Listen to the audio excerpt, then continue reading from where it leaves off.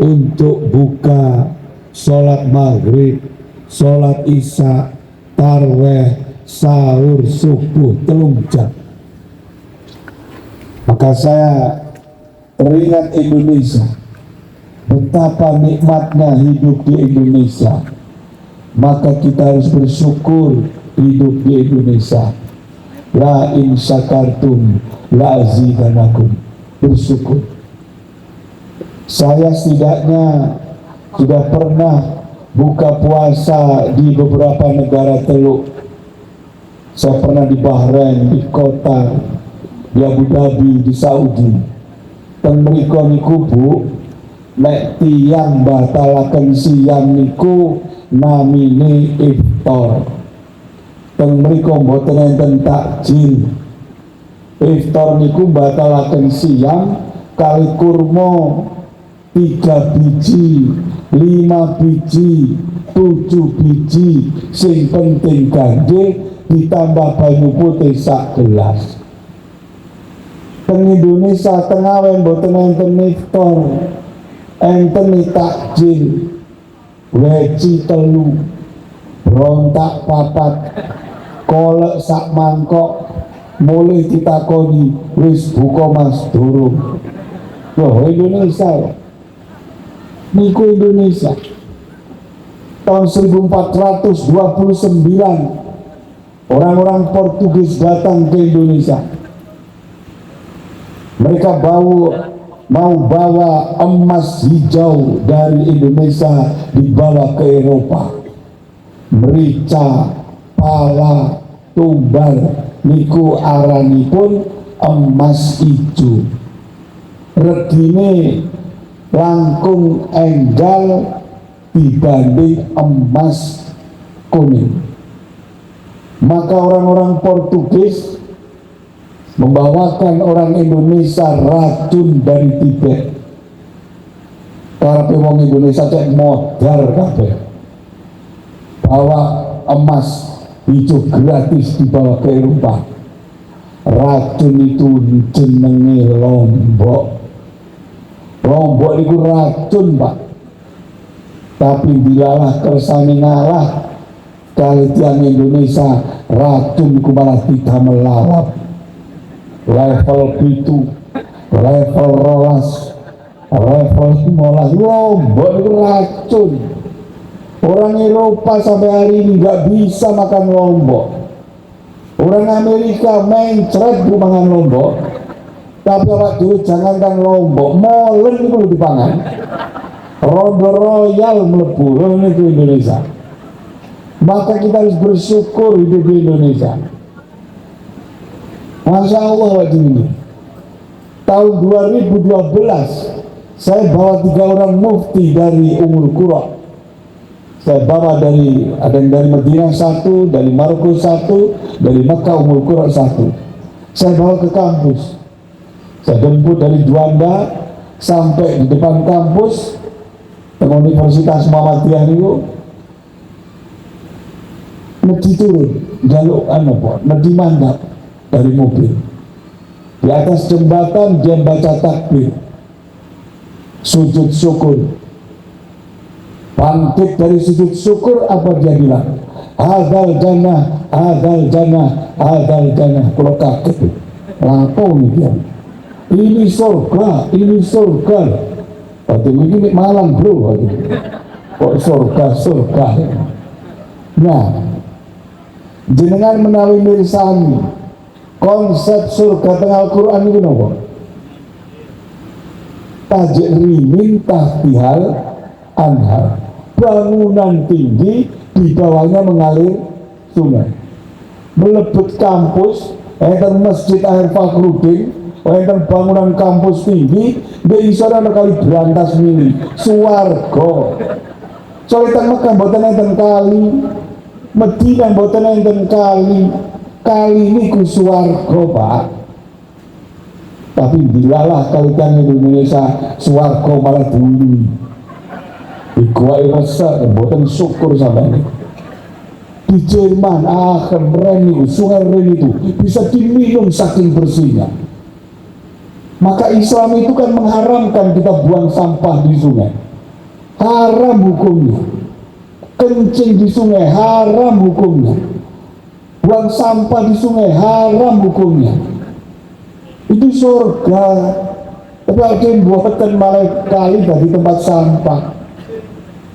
Nah, maka kita harus bersyukur. Kalau kita bersyukur, insya Allah ditambah. Kalau kita tidak bersyukur, dicabut nanti. Afara'aitum ma'alladzi tashrabun al-waqi'ah. Apakah kamu tidak memperhatikan air yang kamu minum? Air minum itu Masya Allah luar biasa. Kalau tanggal tenjenengan mlebet swarga kalau mlebet neraka niku gampil pundi? Gampang mlebu swarga apa gampang mlebu neraka? Gampang mlebu neraka. Mlebu swarga itu aneh. Saiki kalau tanggal ngombe banyu putih, maca bismillah karo lungguh tangan-tangan lebet swarga napa lebet neraka, lebet swarga urunan dari tuku oplosan, lek ketemu polisi dicekel, ketemu bojo dicakar, ketemu Pak Lurah dilebokno gardu, mlebu swarga napa mlebu neraka.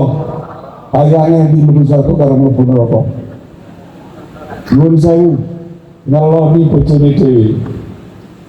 Kate ngeloni maca bismillah. Mari alhamdulillah. Mlebu swarga napa mlebu neraka. Ngeloni bojone kancane. Semayanan di WA. Nyawa hotel, petuk dikepro, ae mlebu swarga napa mlebu neraka. Batangane pundi mlebu swarga karo mlebu neraka. Ah iya. Lapo sama sing angel-angel. Gampang mlebet swarga itu lho, gampang Pak. Ma min abdi faqala la ilaha illallah dakhalal jannah. Muttafaqun alaih. Ketika Rasulullah SAW berjalan-jalan bersama Abu Dzar Al-Ghifari, kemudian di tempat yang agak sepi, Rasul berkata, "Dan aku tak mungkin entah nama begini." Kemudian Rasulullah pergi. Balik lagi, kemudian Rasul berkata, "Jibril barusan mendatangiku. Dia berkata kepadaku, Ma min abdi faqala la ilaha illallah dakhalal jannah." Siapapun di antara kalian, di antara hambaku yang sudah mengucapkan la ilaha illallah, maka dia masuk surga. La ilaha illallah. Dan Abu Dzar penasaran tanglet, ya Rasulullah. Fakultu ya Rasulullah. Tangleti ekstrim, Pak. Ekstrim pol pertanyaannya. Fakultu ya Rasulullah. Maka aku bertanya kepada Rasulullah, fa insana fa insaro. Ya Rasulullah, meskipun dia berzina dan mencuri. Apa jawaban Rasul? Naam fa insana fa insaro. Yo, masih yang ikut nyolong, masih zina. Abu Dzar tidak puas, bertanya lagi yang kedua, ya Rasulullah, fakultu ya Rasulullah fa insana fa insaro. Ya Rasulullah, meskipun dia mencuri dan berzina. Jawab Rasul, naam fa insana fa insaro. Iya, masih nolong, masih zina. Aku tanya yang ketiga, fakultu ya Rasulullah fa insana fa insaro. Abu Dzar merendahkan pertanyaannya. Fakultu ya Rasulullah fa insana fa insaro. Tapi Rasul jawab mentak. Iyo, dikandani kok. Coba. Mek masalahnya mlebu swarga nih kapan? Semua orang mlebu swarga, tapi lagi diri kan aku. Ada orang masuk surga itu seperti cahaya, ada yang seperti naik kuda, ada yang seperti naik onta, ada yang berlari, ada yang berjalan, ada yang berangkang, ada yang merangkak, tiba balik meneh, merangkak, tiba balik meneh, tapi teko. enten sing merangkak rotoh gak balik-balik, sing gak balik-balik ana sing setahun di neraka, ana sing 2 tahun, ana sing 3 tahun, ana sing 10 tahun, ana sing 100 tahun. Kemudian setelah itu Nabi Muhammad SAW ketika pintu surga hendak ditutup, Rasulullah adalah orang yang masuk surga paling terakhir. Karena kalau Rasul sudah masuk surga, surga ditutup, nggak ada lagi orang bisa masuk. Rasul adalah orang yang pertama kali membuka pintu surga, tapi beliau adalah orang yang terakhir masuk surga. Nopo Rasul ini kali sampean, Rasul ini kali kulo, ya berdoa, Duh Gusti, mbok menawi enten umat kula sing ketinggalan, Duh Gusti, ampun kesusun neraka-ne menapa swargane ditutup, barangkali ada umatku yang masih tertinggal. Ini yang disebut dengan syafaat al-uzma. Kemudian Rasulullah ketika pintu surga hendak ditutup, dia berdoa sekali lagi, ya Roh, izinkan aku mencari umatku, barangkali ada yang tertinggal. Bikin golek Pak Tenroko, wis mulai Michael Jackson, Madonna, golek kosong kabeh. Ternyata enten Pak, mau diuwisor dhewe. Golek wis rupane wis ora memper, hancur lebur, tapi tauhid la ilaha illallah tidak bisa hancur. La ilaha illallah itu bercahaya. Diangkat beliau di Bayawa Muta, diangkat, dimandikan di Sungai Al-Hayat, kemudian dia pulih sejak kala, tidak langsung dimasukkan ke surga, cuman wajahnya raine disolot nolak ke neraka sejarah 70 tahun perjalanan. Ini orang yang paling ringan itu nggak disolot di neraka, tapi jaraknya 70 tahun perjalanan. Tapi juga cukup membuat wajahnya meleleh. Berdoa bertahun-tahun, ya Roh. Ini yang disebut mutafakun ala itu dalam kitab Jamil Sahih dan Jamil Sahih disebutkan di syarahnya, Allah tertawa kepingkel-pingkel dalam kelakon hamba ini. Apa yang dia lakukan? Dia berdoa, ya Roh, palingkan wajahku dari api neraka, kula boten kuat. Bertahun-tahun. Kemudian Allah bertanya kepadanya, wahai hambaku, jika doamu itu aku kabulkan, apakah kamu nanti tidak minta yang lainnya? Dia bersumpah, wallahu biyadi binafsi, ya Allah, demi keagunganmu, demi kebesaranmu, aku tidak akan minta yang lainnya. Wis wajah dinger Pak, plek dinger, bareng dinger ningali wit-witan di pinggir swarga. Berdoa lagi, ya Roh, buat saya ini didekatkan di bawah pohon itu, kalau saya sakit niup. Apa kata Allah? Cari kon mangka jaluk liyani. Bersumpah lagi, ya Allah, demi keagunganmu, demi kebesaranmu, aku tidak minta yang lainnya. Ditetek di sarewet. Begitu di sarewet, roh swarga. Ya Roh, mbok kula niki dicedhakaken nek lawang itu mawon. Jarane Gusti Allah, jarane kon mangka jaluk liyani. Sumpah malih, demi keagunganmu, demi kebesaranmu, aku tidak minta yang lainnya. Ditetek di lawang swarga. Roh swarga, ya Roh, mbok kula sing mlebet masih di emperi mboten napa-napa. Jare Gusti Allah, jarane kon mangka jaluk liyani. Sumpah malih, demi keagunganmu, demi kebesaranmu, saya tidak minta yang lainnya. Melebu swarga beleng, kabeh swarga pun tutup Pak, kabeh pun dijanji. Yang ini melaku dari swarga berang-berang tahun, kalau izin kano, tapi lumayan lah melaku di swarga. Terus dongo, Ya Rob, mboten enten aplikasi kawan itu kawan. Di MPR kan kula mboten apa-apa. Kula tak nritis. Napa nritis iki? Nritis iku ngemper ini ya. Mboten apa-apa kula tak nritis mawon. Jadi Gusti Allah dipanggil kemudian malaikat Jibril, buatkan orang ini, buatkan hambaku ini yang telah membuatku tertawa dengan surga seluas uidat bis samawati wal ard.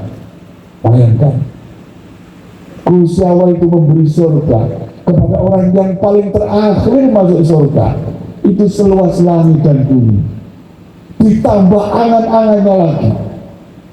Bagaimana nanti Jibril dan ini suatu yang paling isor, yang paling akhir mantan itu.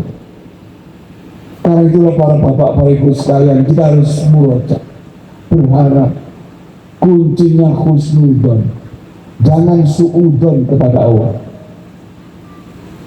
Ada orang masuk surga itu karena husnudon. Diriwayatkan ada seorang ana doni abdi layamutana bi husni abdi. Jadi kemudian Imam Nawawi mensyarahkan hadis ini bagus banget. Diceritakan ada seorang yang sudah divonis masuk neraka karena amal buruknya lebih berat dibanding dengan amal baiknya, maka dia divonis masuk neraka. Tapi setelah di pintu neraka tiang niki boten lebet-lebet, mek bulet malah. Akhirnya malaikat Jibril konfirmasi kepada malaikat Malik, rek takonono iku, apa wong iku karo ndang mlebu neraka, mau jatahe mlebu neraka. Kemudian malaikat Malik bertanya, wahai fulan, kenapa Anda tidak segera masuk neraka? Apa jawabannya? Lah, tak pikir kula mlebet swarga. Bayangkan, lah, tak pikir kula mlebet swarga. Husnudzon disampaikan kepada Allah, juga sebagai swarga. Ana doni abdi layam mutana bi husni abdi. Hadis qudsi. Aku bergantung prasangka hambaku, maka jangan sekali-sekali kalian mati sebelum berprasangka baik kepadaku. Prasangka baik. Para jamaah sekalian yang berbahagia, tahun 1985 Gus Dur, Presiden Republik Indonesia, Ketua PBNU, Duriah Kebuiren, pernah berkata, aku adalah orang Muhammadiyah yang dititipkan di NU. Gus Dur berkata, kemenangan Muhammadiyah atas NU adalah kemenangan dialektik. Apa itu kemenangan dialektik? Kemenangan dialektik adalah yang awalnya dibantah, yang awalnya ditasabuhkan, yang awalnya disesatkan, yang awalnya dikafirkan, kemudian dibenarkan dan ditiru rame-rame. Nomor ini awalnya dibantah, disesatkan, dikafir-kafirkan, tapi kemudian dibenarkan dan ditiru rame-rame. Yang paling spektakuler perubahan pemodernan yang dilakukan oleh Kiai Dahlan adalah pada tahun 1909 sebelum Muhammadiyah berdiri, Kiai Dahlan khutbah Jumat menggunakan bahasa Melayu. Yang pertama kali khutbah pakai bahasa Indonesia, pakai bahasa yang dimengerti adalah Kiai Dahlan. Dengan kali ini sakit bersama. Derek-derek teng situ kiri khutbah tasik bahasa Arab. Sebagian Probolinggo masih pakai bahasa Arab. Teman-teman LDI masih pakai bahasa Arab. Karena Nabi Muhammad tidak pernah khutbah pakai corong awet. Nabi Muhammad tidak pernah khutbah dalam bahasa Indonesia. Khutbah kanjeng Nabi selalu dengan bahasa Arab. Tapi ketika khutbah dengan bahasa Arab, wong sak masjid ngantuk kabeh, turu kabeh, soalnya orang ngerti. Belok gelakat jamaah turu kabeh. Kiai terus mikir, woi kira apa kok turu kabeh? Ternyata diselidiki, ternyata wong jamaah sak masjid kalau sing ngerti khutbah. Oh iki.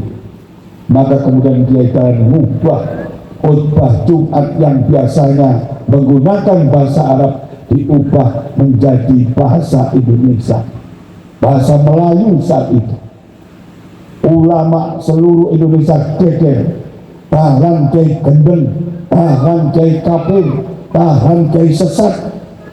Ya, tapi sekarang lihat, semua orang sekarang pakai caranya Kiai Dahlan, khutbah pakai bahasa Indonesia, dialektif.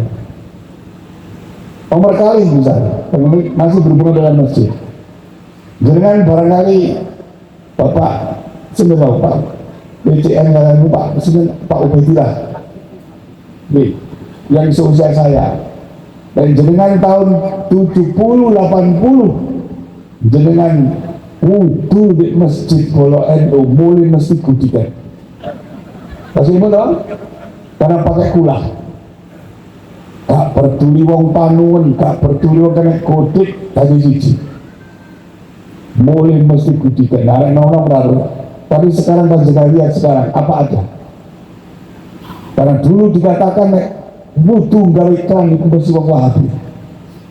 Tapi sekarang semua masjid khutbah apa? Wudunya pakai keran.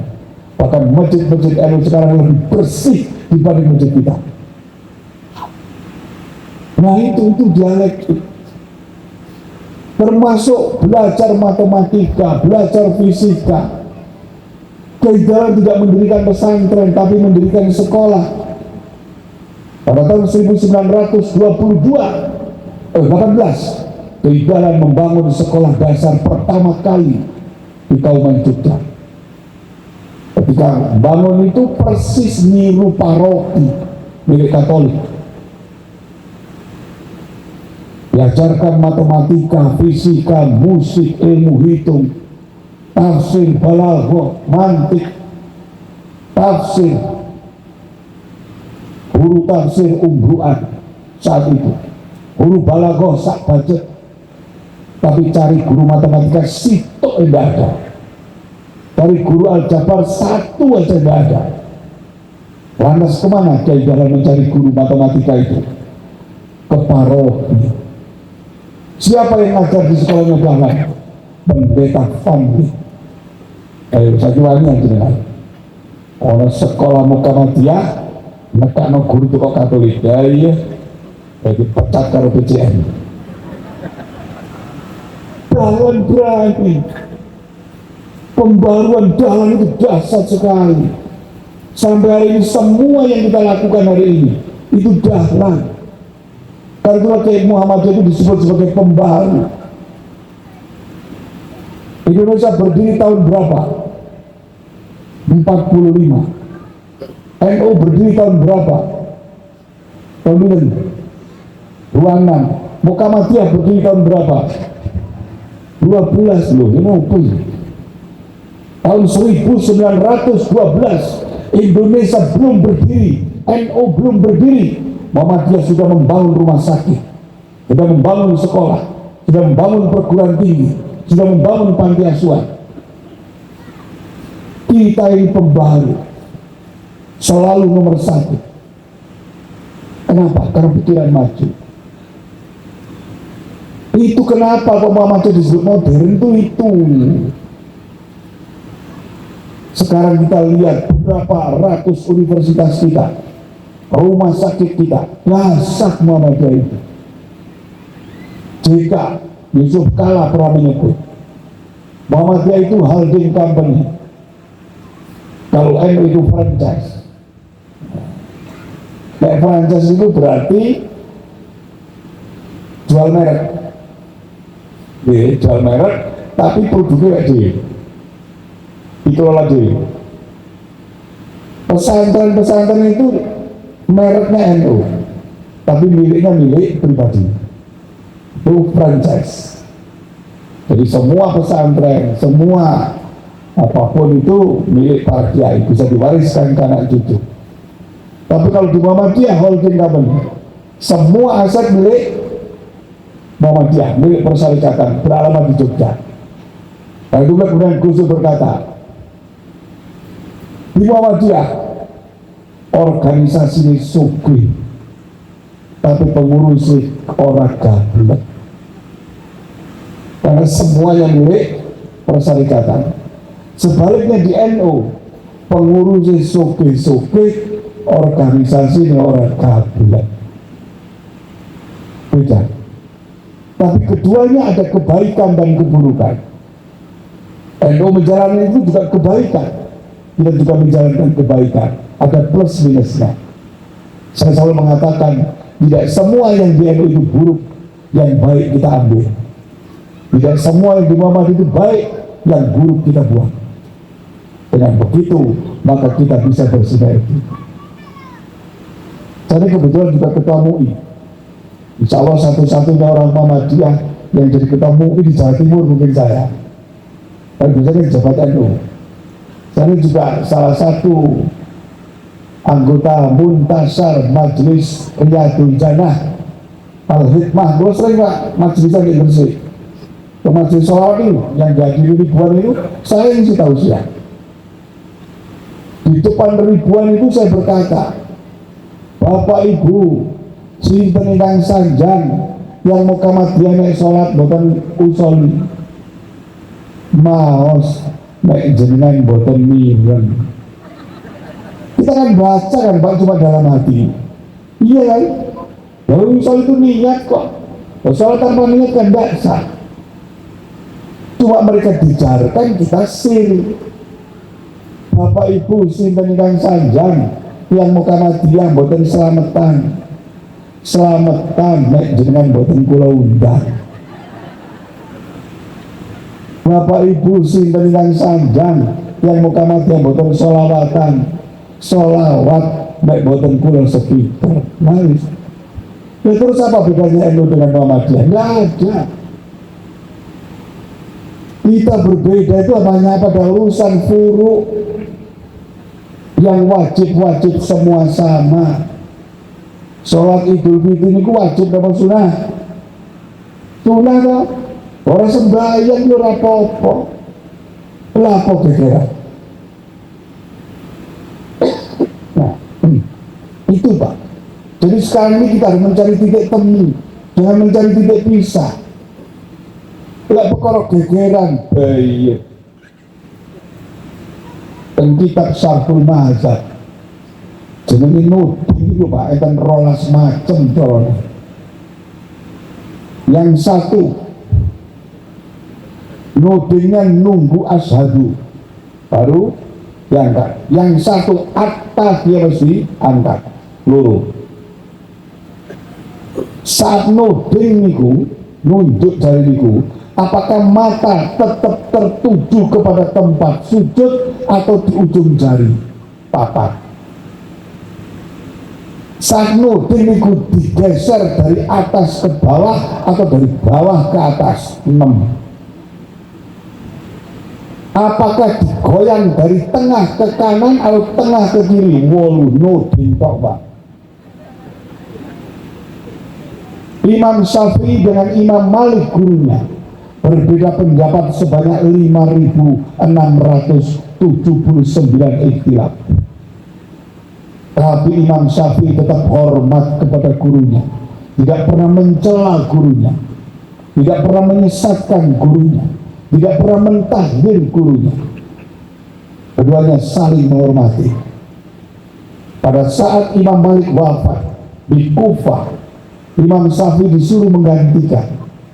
Selama 6 bulan Imam Syafi'i berada di Kufah. Imam Syafi'i dalam kitabnya berfatwa sholat subuh kudu gawe kunut. Tapi selama 6 bulan di Kufah itu, ketika Imam Syafi'i menjadi imam sholat subuh, beliau tidak pernah pakai kunut subuh. Muridnya mendekat, wahai imam, bukankah selama ini Anda berfatwa kalau sholat subuh harus pakai kunut? Kenapa Anda hari ini tidak pakai kunut? Apa jawaban Imam Syafi'i? Tidak tahukah engkau ini masjid guruku? dia berfatwa sholat subuh tidak pakai kunut, apakah aku tidak boleh menghormatinya? Coba. Ulama-ulama salaf itu kalau berbeda pendapat mendahulukan adab, mendahulukan akhlakul karimah, bukan bertengkar. Karena ulama-ulama salaf itu berilmu, maka yang pakai kunut ada ilmunya, yang tidak pakai kunut juga ada ilmunya. HPT kita menyebut kunut bukan bid'ah. Himpunan putusan tarjih menyebut kunut itu khilafiyah. Ya, bukan bid'ah loh kunut. Kembali ke tarjih. Hukum keselamatan orang mati itu bid'ah apa khilafiyah? Ya, khilafiyah. Baca HPT. Bukan bid'ah, khilafiyah. Kirim doa itu sampai apa tidak sampai, itu khilafiyah. Baca PT, kembali ke himpunan putusan tarjih. Ayo, apa sih kau mau tarjih betul ini? Ayo, coba itu, baca Pak, baca. Ini apa Pak Tarjih? Ini hukum memperingati Maulid. Bid'ah apa mubah? Maulid Nabi mubah. Hukum musik mubah. Acara-acara yang ini kudu ana musik. Apa itu mubah? Boleh kok. Boleh. Nah, ini kalau sekalian kita kembali ke tarjih. Mari kembali ke tarjih. Nah, tahun 1985 tadi saya cerita tentang Gus Dur dan Pak R. Fakhrudin. Teng Muhammadiyah niku Pak Bu, wonten wali namine A. R. Fakhrudin. Yang niku mek pegawai KUA golongan loro B. Bukan profesor, bukan doktor, bukan sarjana. Pengulu golongan loro B, pensiun dari golongan lurus. Dia menjabat ketua PP Muhammadiyah selama 5 periode. Selama periodenya beliau itu ratusan universitas berdiri, ratusan rumah sakit berdiri. Itu masanya Kiai Dahlan, bukan masanya Prof. Amin, bukan masanya Buya Syafi'i, bukan masanya Prof. D, tapi masanya Pak A. R. Fakhrudin. Yang sederhana, omai kontrakan, dodol bensin eceran. Suatu hari Pak R. Fakhrudin diundang oleh Gus Dur ke Tebuiren pas poso. Diundang. Setelah diundang, beliau maghrib bersama, buka bersama. Kemudian setelah buka bersama hendak sholat isya, karena kan terawihnya tidak sama. Pak Fakhrudin pamit teng Gus Dur, Gus, kula pun sholat, nggih pun buka, niki pun dalu, kula ajeng mantuk. Pak itu tidak bisa, bahasa Jawanya luar biasa. Beliau tidak bisa an'amta alaihi, beliau selalu an'amta alaihi. Goiril magdubi nalaihi. Jawabnya betul. Itu Pak Fakhrudin. Nah, apa kata Gus Dur? Gus Dur kan foto anu nyentrik kan. Kacing ngerjain Pak Fakhrudin. Loh, baru mau kemana? Gua kacing mantul lu dereng. Acaranya dereng mantun. Lu nonton apa acara malikus? Niki para jamaah meresahkan penjenengan dados imam sholat tarawih lho. Jenengan wani yang imami 23 rakaat di masjid ayo. Nopo sampai Pak R, sagah. Pak R cerdik.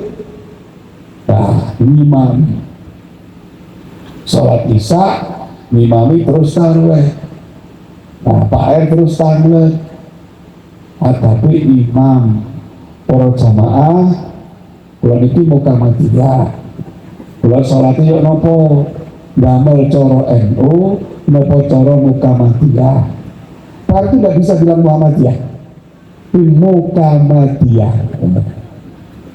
Tapi kan ada kamandola ini kan ada kamandola kambel kan ini kalau dari itu kambel kan.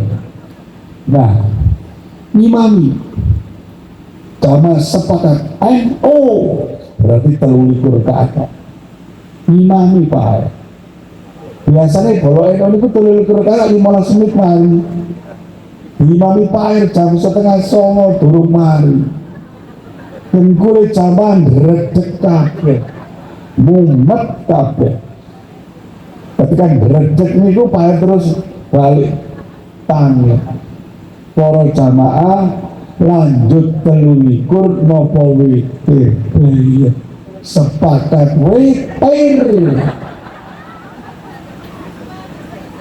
Ini yang oleh Gus Dur disebut inilah ulama Muhammadiyah yang bisa memuhammadiyahkan 1000 orang NU dalam semalam.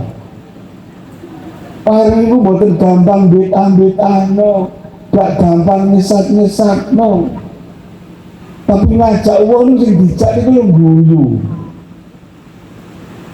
di Bengkulu. Pak Fakhrudin ketika jadi pengulu di sana diundang yasinan malam Jumat.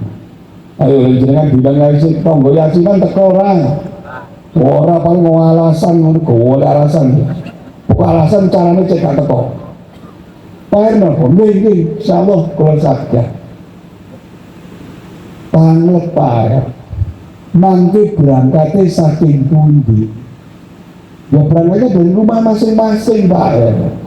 Soalnya kan wong yasinan kadang-kadang terkenal rata sholat nek yasinan kok sregep tahlilan sregep yasinan jarang sholat. Jadi Pak kita ngerti berangkatnya teko endi berangkatnya di saking rumah masing-masing apa jawaban Pak ya yuk nopo menawi berangkatnya saking masjid loh satu dakwah benar. Loh kok dari masjid Pak? Iya, kita jamaah isya dulu terus berangkat ke tempat ngaji sareng-sareng. Oh ngoten nah coba sehingga saya ratu jamaah isya berarti jamaah isya satu dakwah benar. Sampai tenggoni ngaji naos Pak tanglet malih ngaji ini dos pundi. Biasa Pak kirim donga mau sepateka ngaji berkatan wangsul Pak usul dos pundi menawi sadèrèngé berkatan ngaji ini yasini diji barang 1 atau 2 ayat loh jangan kerso monggo dikaji oleh Pak sebelum berkatan ngaji 1, 2, 3, 4, 5 ayat. Malam Jumat berikutnya ketempatan orang lain. Pak gimana kalau ngajinya kemarin dilanjutkan? Kemarin kan baru dapat 5 ayat. Bagaimana kalau ayat 6 dan seterusnya? Loh, kamu jenengan kerso monggo dilanjutkan Pak. Rong tahun jamaah yasin berubah dari ranting Muhammadiyah. Niku jenenge dakwah. Dakwah kok ngilokno? Dakwah kok ngedol, nah terus kapan? Dakwah itu didekati. Dakwah itu tidak langsung berhasil. Al-Quran itu tidak langsung turun berat Bu. Al-Quran turun berapa tahun? Butuh berapa tahun? Berapa tahun Al-Quran turun? Ayo, ya iki lali kabeh. Kan terus Al-Quran turun itu 22 tahun 22 hari. Kalau Ibnu Abbas menyebutnya 23 tahun 3 no. Al-Quran turun itu bukan langsung berat tapi dicecil. Yang dakwah itu bukan langsung berat tapi dicecil. Bukan yang dakwah langsung kena kabeh. Gak bisa, pelan-pelan. Pelan-pelan. Enten sahabat Nabi Pak. namanya Abdullah. Abdullah ini mau dari sanjani Imam Ibnu Hajar Al-Asqalani. Dalam kitab Fathul Bari disebutkan Abdullah ini wonge bunder, rodo endek, lucu. Nabi Muhammad senang dengan orang ini karena dia bisa bikin tertawa. Abu Bakar sempat protes, "Ya Rasulullah, kenapa Anda suka sama Abdullah?" Jawaban Rasulullah, "Iya, wong iki iso nggarai aku guyu." Ada dua cerita Abdullah itu. Dia itu salah seorang yang meskipun sudah puasa, sholat tahajud, sholat tarawih, sholat duha, poso Senin Kemis dilakukan kabeh, tapi satu yang belum bisa ditinggalkan. Nopo? Ngombe. Dia rajin sholat tapi rajin asro. Ngombe nih gak iso lereng. Setiap habis Jumat dia selalu duduk di beranda masjid, menyediakan punggungnya dicambuk 80 kali. Ada yang mencambuk pakai sandal, ada yang mencambuk pakai sarung, mencambuk pakai gamis, ada yang mencambuk pakai tongkat sambil melaknat. Laknatullah, ngombe. Tapi Islam pirang-pirang tahun sih ngombe. Rasulullah mendengar, siapa tadi yang melaknat? Abu Dzar menjawab, "Saya ya Rasulullah." Apa jawaban Rasulullah? "Jangan kau laknat." Rasulullah bersumpah, "Wallahu biyadi binafsi." Demi Allah yang jiwaku berada di tangannya. Uhibba lillah wa rasuli. Orang ini mencintai Allah dan Rasulnya. Bukan berarti membolehkan miras, tapi Rasulullah ketika ada sahabatnya yang berbuat salah, boten keren, boten dilokno. Ono koncone 5 dina gak mlebu masjid takoni dungaren. Wis meneh gak balik. Lah ngoten ta biasane? Nggih. Kok eramen ora ono 5 dina dia merah dungaren. Akhlakul karimah. Rasul itu mengedepankan akhlakul karimah. Dakwah apapun akhlakul karimah, ojo keren-keren. Rasulullah itu pernah kecewa, nangis. Orang yang paling dicintainya, orang yang selalu membelanya, orang yang menikahkannya, orang yang menyerahkan seluruh hartanya untuk Islam, mati dalam keadaan belum menerima hidayah. Siapa? Abu Thalib paman. Abu Thalib kui paman yang paling dicintai, yang melindungi, mati dalam keadaan belum menerima hidayah. Kecewa Rasulullah. Jika Rasulullah kecewa, itu kemudian Allah mengingatkan dalam Quran surat Qasas 56, "Innaka la tahdi man ahbabta." Sesungguhnya engkau Muhammad tidak bisa memberi hidayah meskipun kepada orang yang kamu cintai. Wallahu yahdi man yasha. Allah yang berkehendak memberi hidayah, duduk awakmu. Nabi hanya menyampaikan, bukan memberi hidayah. Kita hanya menyampaikan, bukan memberi hidayah.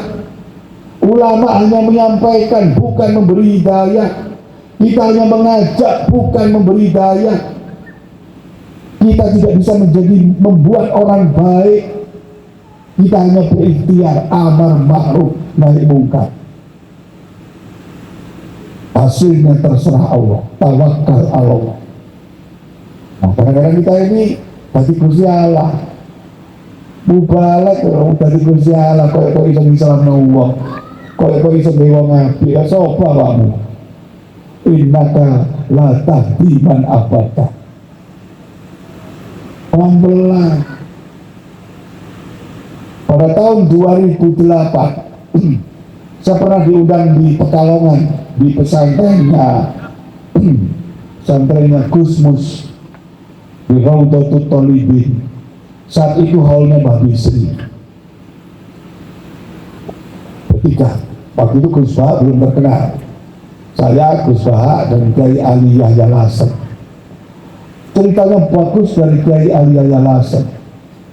Dia cerita begini, pada saat aku dari Lasem ke Rembang, di perempatan jalan mobilku dihentikan oleh Seno. Berapa Seno ini?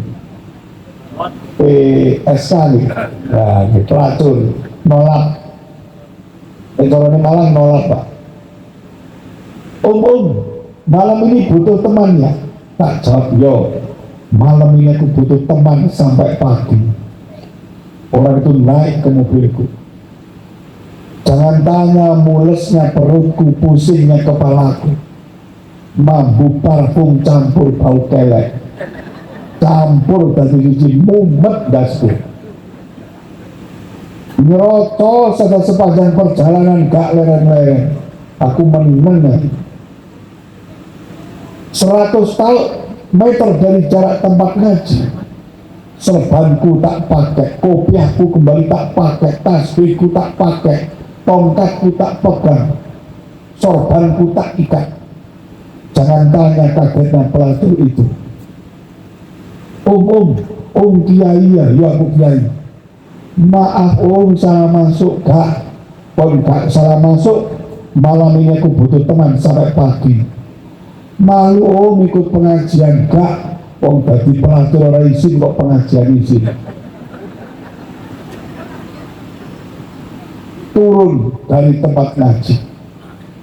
Saya bilang kepada ibu-ibu, Bu, pinjam gamis dan kerudung. Buat apa Pak Yai? Bunyai lali orang gekodung, bunyai dadaan. Dibawakan kerudung dan gamis. Pelacur tadi pakai kerudung dan gamis, hati bunyai dadaan. Turun dari mobil disambut sholawat badar. Duduk di tempat VVIP. Usai ngaji, ibu-ibu sudah nunggu di kamar khusus, nunggu doa barokah. Bunyai masuk ke kamar baca Fatihah. 20 tahun dia sudah tidak pernah baca Fatihah. Ada beberapa ayat yang hilang, tapi ibu-ibu percaya Bunyai gak iso salah. Masa ayatnya kesinilang, meloncat bisa. Ulang, cipika cipiki, dicium tangan, dicium semuanya. Pokoknya Bunyai melebu belengan mobil, melesat ke Lasem. Di tengah perjalanan dia menangis. Kiai, saya minta maaf, saya telah melakukan banyak salah. Yo, Gusti Allah sing joko rahasiamu, Gusti Allah sing joko aibmu, mendah Gusti Allah buka rahasiamu dadi opo kon mau. Iya Kiai, mulai malam ini kula tobat, yo wis tobat to. Ojo dibaleni, lereno oleh menyenok. Kiai, mulai malam ini saya akan berhenti jadi senok. Kiai Aliasem bilang selama 35 tahun baru kali ini aku berdakwah. Karena dia nek tausiah, ngeten iki jenenge tausiah. Ngejak sholat wong ahli sholat, ngejak poso wong ahli poso, ngejak sodako wong ahli sodako, niku jenenge tausiah. Dakwah niku ngejak ahli khomer dadi ahli zikir, ngejak ahli maksiat dadi ahli sholat, ngejak ahli bid'ah dadi ahli sunnah, niku jenenge dakwah. Kalau tahan let sakniki, nopo sampean pun dakwah, buruk, malah kenceng karo koncone. Lek karo koncone dhewe kencenge ora umum, tapi ketemu wong kafir beneran meneng nek ora ora. Jadi kadang begitu. Dengan teman sendiri salah titik dilokno, salah titik dilokno akhir gegeran mono koncone. Di mimbar kita tegas bilang ainamal khamru wal maisir wal ansab. Begitu begitu ketemu wong ngombe temenan itu orang itu. Lah di masjid ono ta wong ngombe. Ora kenceng ngomong. Lah di pasar kok mun inamal khamru. Mau dilak benjut kabeh. Nah, ini amar ma'ruf itu begitu, nahi mungkar. Nah, terus yang terakhir ini pesanannya ada apa deh Pak? Kalau milih sopo kalau bingung kalau ya. Yang jelas alhamdulillah Muhammadiyah ketambahan 5 kader. Dan semuanya jadi kader kehormatan Pak. Prabowo saya jadi anggota Muhammadiyah. Kayak apa? Mau disukani kok. Pak Mahfud MD sebagai anggota Muhammadiyah. Pak Ganjar sebagai anggota Muhammadiyah.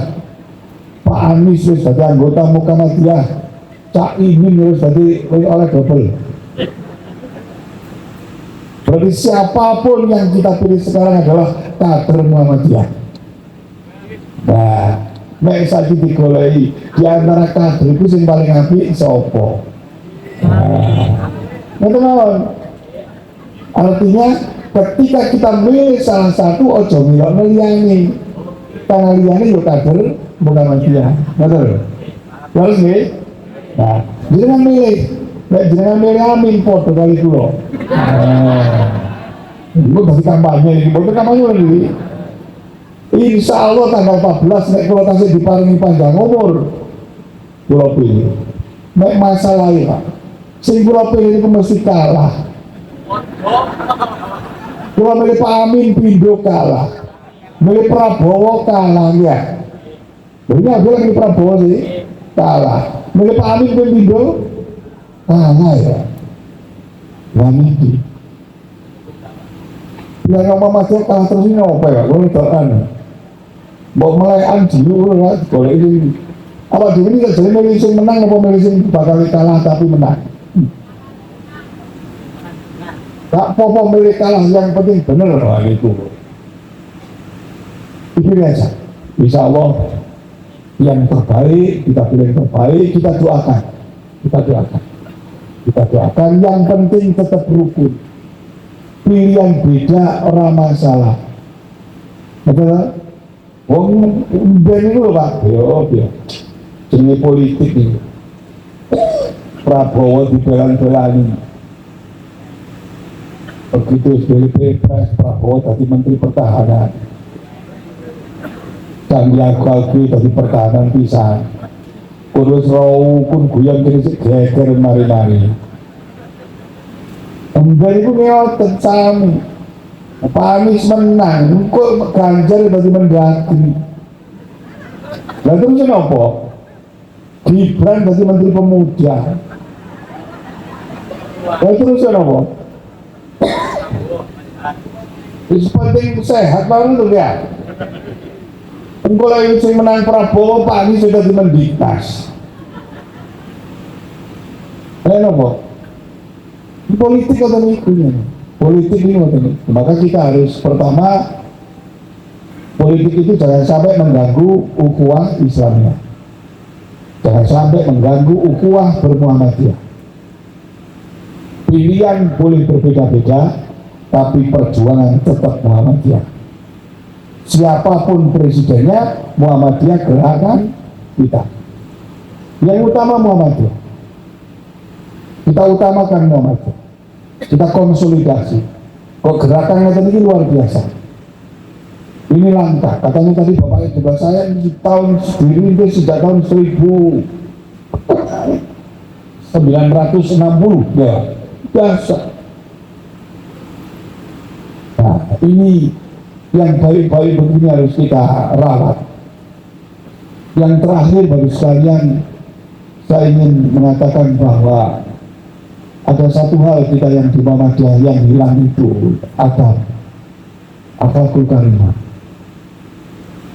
menghormati kepada yang lebih tua, jarang silaturahmi. Itu mari kita budayakan.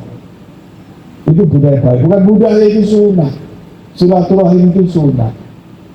Silaturahim kepada sesepuh Muhammadiyah yang telah berjasa kepada Muhammadiyah di PCM Sidayu setidaknya atau di Ngawen, kita silaturahmi.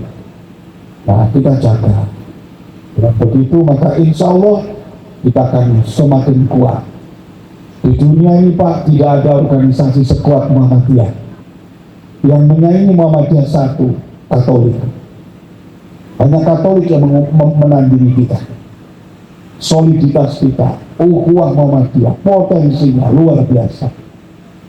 Karena itu Karl Waterington, seorang peneliti Amerika, mengatakan Muhammadiyah itu adalah organisasi yang diberkati.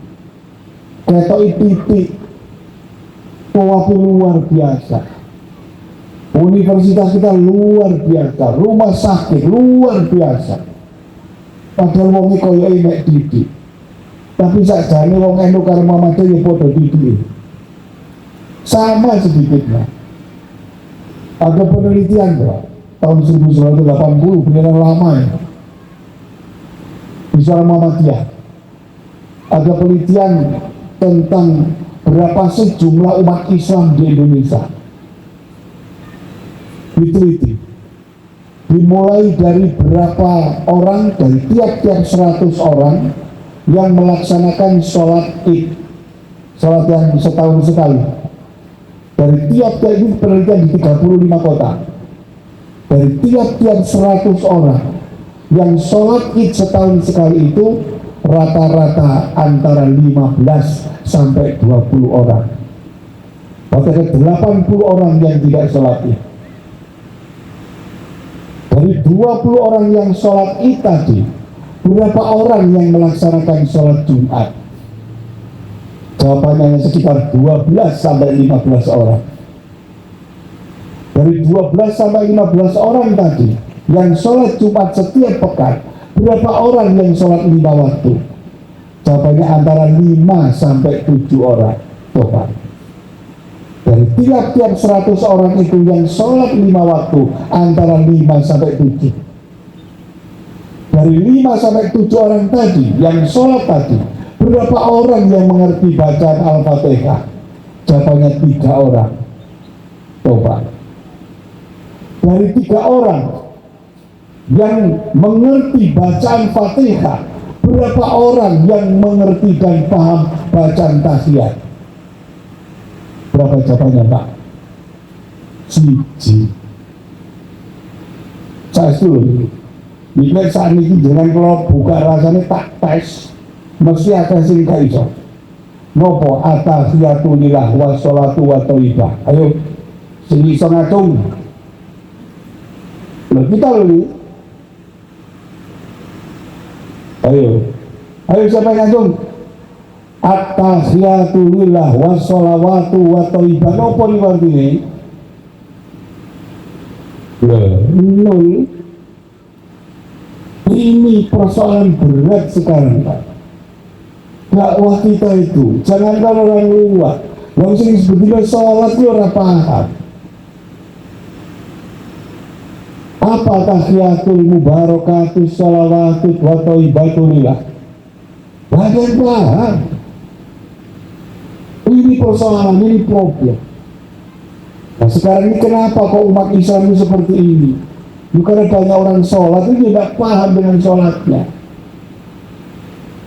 Sekarang kita lihat global, kita lihat luar biasa orang Indonesia itu. Ketika kita ini diberi gelar negara filantropi, negara dermawan, dan orang dermawan di Indonesia itu adalah Muhammadiyah. Di dunia ini Indonesia dinobatkan negara paling dermawan, senang bantu, dan orang yang paling senang bantu di Indonesia adalah orang Muhammadiyah. Dengan lihat berapa jumlah lazis itu mengumpulkan sudah miliaran, puluhan miliar diberikan ke Palestina. Ya, tapi tonggo-tonggo ini orang Palestina itu orang reken bakar orang Palestina. Kalau jadi kegiatan dulu. Arab kok meneng aja lapo sih. Bahrain meneng, Arab meneng, Qatar meneng, Abu Dhabi meneng. Sekarang Abu Dhabi Qatar malah bingung di panitia Nataru. Panitia Natal tahun baru itu pestanya triliunan Pak di sana itu. Bikin terompet di haram-haram no, di Abu Dhabi karo Qatar bayi.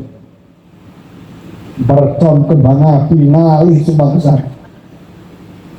Ini kemudian barangkali yang dikatakan Rasulullah, besok umatku iku diibaratkan kayak ono wong mangan di meja makan.